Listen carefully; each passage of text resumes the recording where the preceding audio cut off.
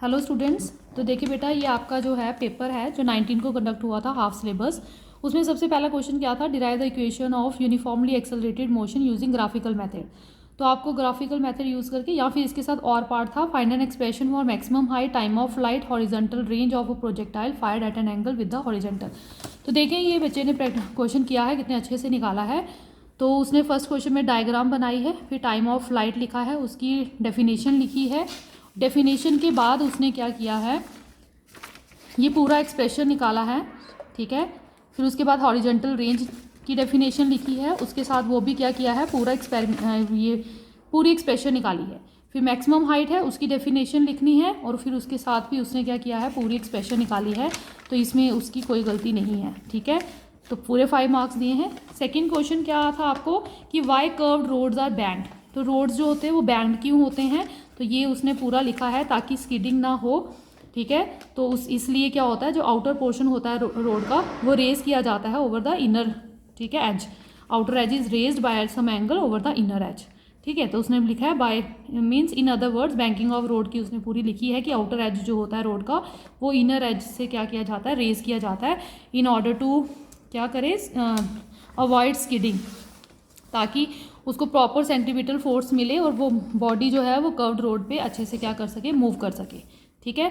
फिर उसके बाद उसने एक्सप्रेशन पूछी थी एंगल ऑफ बैंकिंग की। तो expression for angle of banking of a curved road, तो उसने बेटा यहाँ पे एंगल ड्रॉ नहीं किया था, तो आपको एंगल भी ड्रॉ करना है, ठीक है। यहाँ पे भी एंगल थीटा है, ये भी एंगल थीटा है, ठीक है। तो ये M G is equal to R cos theta उसने पूरा लिखा है यहाँ पे, और ये पूरा क्वेश्चन निकाला है। थीटा पूछा है तो theta is equal to tan inverse. कुछ बच्चे जो हैं थीटा नहीं निकालते, उन्होंने एंगल ऑफ बैंकिंग पूछा है, तो इसलिए theta is equal to tan inverse V square upon R G निकालना है। ये नहीं भी निकालेंगे अगर आप तो चलेगा, बट आपको थीटा निकालना है, ठीक है।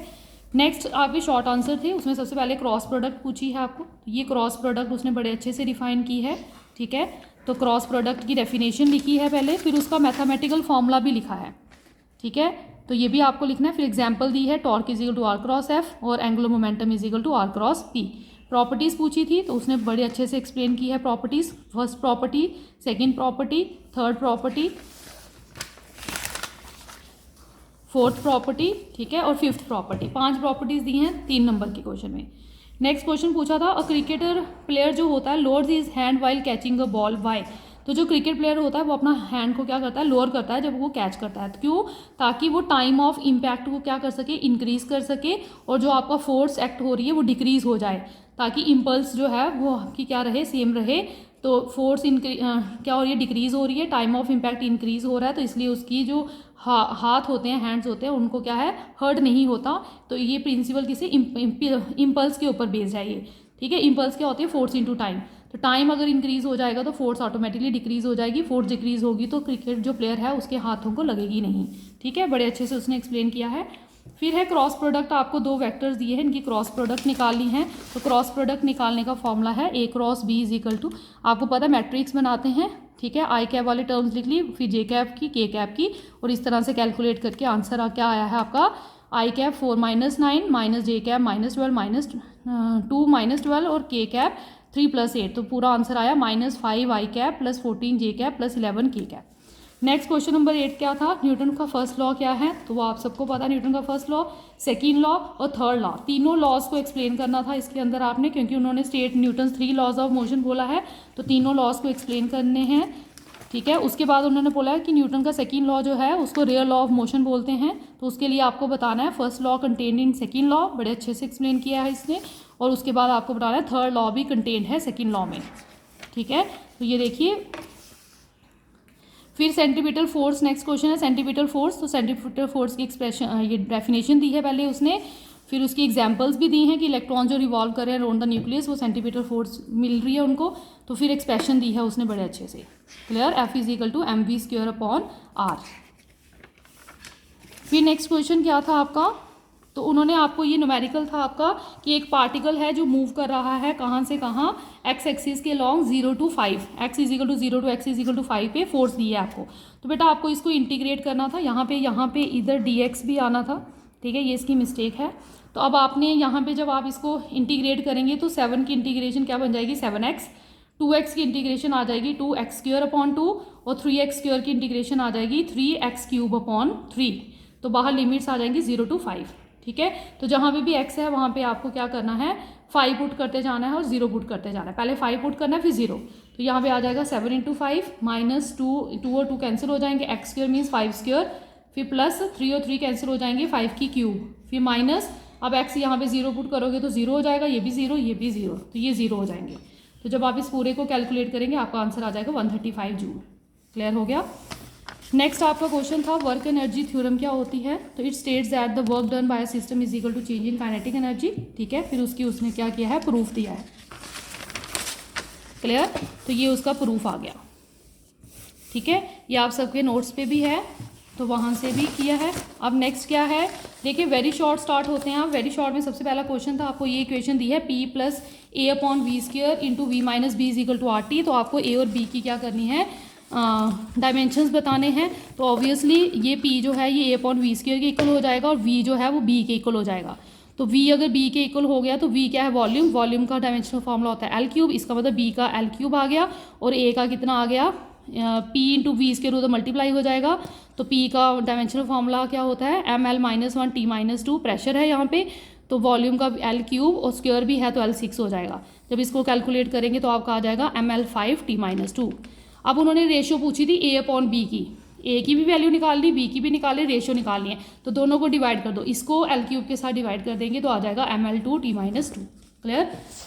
नेक्स्ट क्वेश्चन था law of conservation of linear momentum, तो उसने ये स्टेटमेंट आ गई, ठीक है। फिर उसके बाद एक्सप्रेशन दी है, तो ये दिस इज द एक्सप्रेशन, ठीक है। तो ये एक्सप्रेशन भी आ गई है, इसने पूरा प्रूफ किया है और बाद में P is equal to constant prove करके दिखा दिया है। क्लियर। नेक्स्ट आपका क्वेश्चन क्या था, इसी के साथ एक एप्लीकेशन पूछी थी। तो एप्लीकेशन क्या है, बुलेट जब फायर करता है गन से तो रिकॉयल करता है, ठीक है, या रॉकेट प्रोपल्शन, ये दोनों law of conservation of linear momentum की ही एग्जांपल्स है। नेक्स्ट क्वेश्चन क्या है, why does a coil recoil when a bullet is fired. तो बेटा जब बुलेट फायर होता है तो गन रिकॉइल क्यों करती है, रिकॉइल का मतलब वो बैकवर्ड डायरेक्शन में मूव करती है। क्यों करती है, ताकि टोटल लीनियर मोमेंटम आपका कंजर्व रहे। एक पॉइंट इधर ये भी आएगा, दूसरा point Newton third law of motion आएगा, to every action there is equal and opposite reaction. Bullet जब फायर हुई तो बुलेट आगे गई तो गन पीछे को आएगी, ठीक है। तो इधर न्यूटन का थर्ड लॉ भी आपको लिखना था। ये law of conservation of linear momentum के ऊपर, एंगुलर नहीं है, ये लीनियर मोमेंटम है।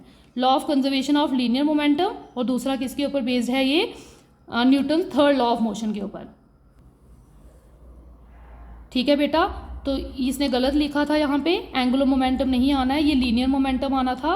तो इसका ये क्वेश्चन जो है ये गलत हो जाता है यहाँ पे। तो आपने यहाँ पे लिखना था it is due to the law of conservation of linear momentum and also due to Newton third law of motion. Clear हो गया। नेक्स्ट क्वेश्चन क्या है, उन्होंने बोला है एक लाइट और हैवी बॉडी है जिसकी इक्वल काइनेटिक एनर्जी है।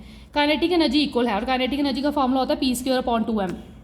उन्होंने बोला बताओ दोनों में से किसका मोमेंटम ज़्यादा होगा। तो बेटा 2m को उधर मल्टीप्लाई कर दीजिए, तो P² किसके बराबर आ गया, काइनेटिक एनर्जी इंटू 2m। अब काइनेटिक एनर्जी दोनों केसेस में सेम है, इसका मतलब मोमेंटम किसके ऊपर डिपेंड कर रहा है, मास के ऊपर। तो डायरेक्टली प्रोपोर्शनल है, जिसका मास ज़्यादा उसका मोमेंटम ज़्यादा। तो मास मुझे बताइए किसका ज़्यादा, लाइट बॉडी का, हैवी बॉडी का। ऑब्वियसली हैवी बॉडी का मास ज़्यादा होता है, इसलिए उसका मोमेंटम भी क्या है, ज़्यादा है।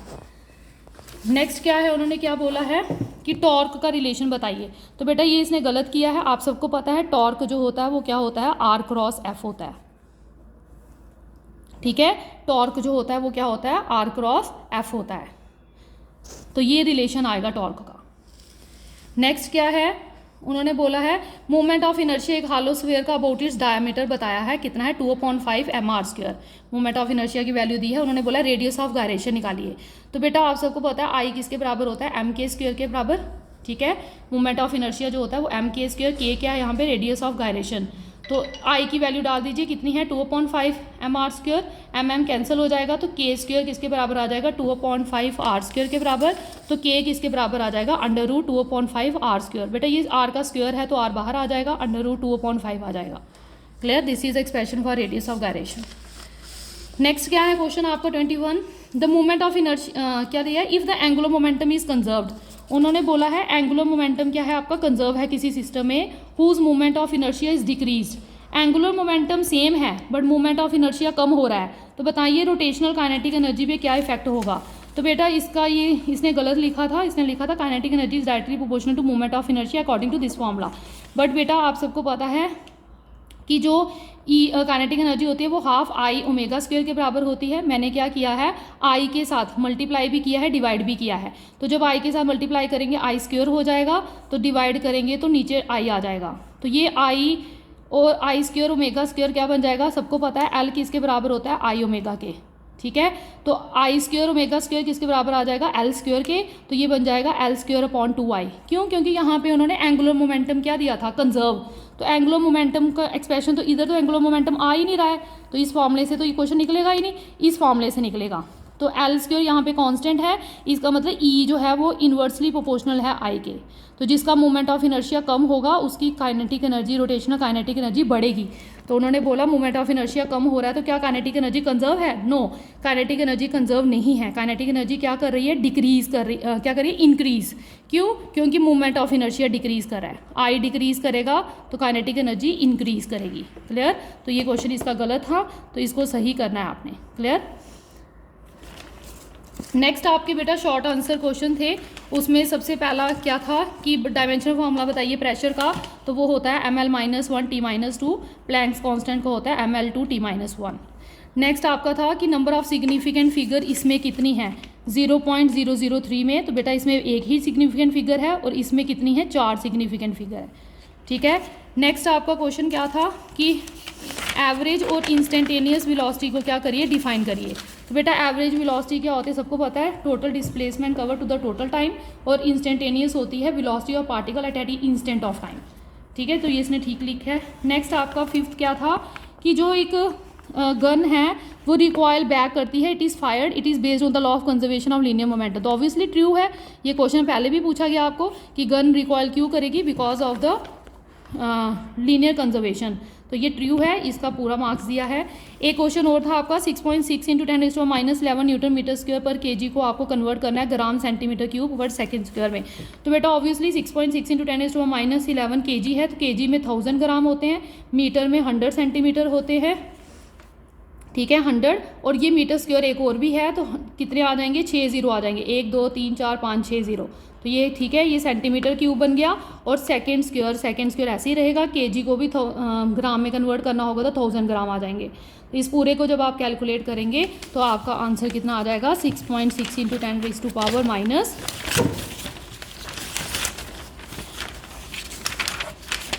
कितना आंसर आ रहा है, 6.6 × 10⁻⁵ ग्राम पर सेंटीमीटर क्यूब पर सेकंड स्क्वायर। क्लियर, तो this is all about paper your.